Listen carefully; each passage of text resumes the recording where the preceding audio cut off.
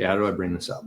This is the spreadsheet talking about how hard it is for people to buy Bitcoin. And when you look at this, the point of me showing this right now is to help you understand how valuable Bitcoin is and how hard it's going to be for anybody out there to get to 1 Bitcoin,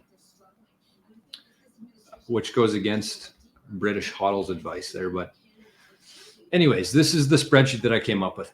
This is very basic numbers. There's no like actual data here. So don't look too far into this. This is just very approximate. It's just to prove a point. So the average salary here in Canada, let's say it's $80,000. Taxes, 30 grand right off the hop. Doesn't even touch your bank account. Are we still alive? Just hang on a sec.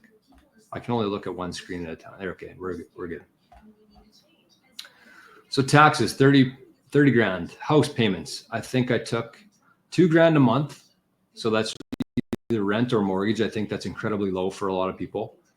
So this number's probably higher, but let's say 24,000 bucks on your house. I said $800 a month for car fuel and insurance. That's probably also low for a lot of people, depending on how new your vehicle is. Food, I took 400 bucks a month.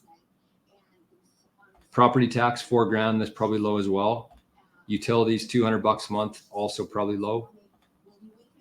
So that leaves about $5,200 after expenses for the average Canadian.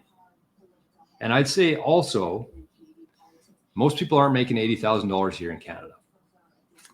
So that's 5,200 bucks you have left over. That's like after your bare minimum, your basic needs pretty much. You got 5,200 bucks at the end of it. Most people take a trip. That's like their reward for working 365 days a year. It's a fucking joke. But that's not the point of this. So this one Bitcoin was 90 grand. So let's bump this up to now 102,000 bucks. 19 years.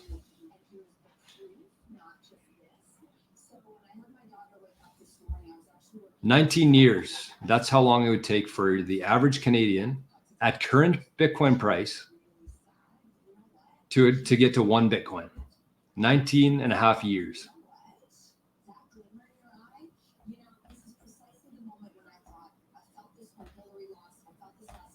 So the point of that, though, is just to help people understand how scarce Bitcoin is and how hard it's going to be for the average person to get to 1 Bitcoin. So if you're out there and you have like 20 million sats, if you got 30 million sats, okay, so let's just do that. Let's say that somebody here in Canada at zero, let's say they wanted to get to 25 million sats, 1/4 of a Bitcoin.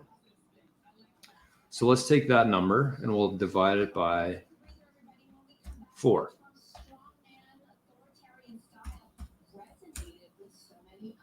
For the average Canadian, with very conservative numbers here. Oh, I'm not even sharing the screen. Sorry about that.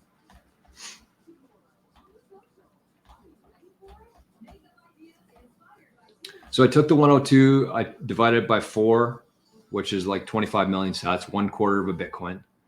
It would take a Canadian, the average Canadian, 5 years at current prices to get to 20 million sats, 25 million sats, 1/4 of a Bitcoin.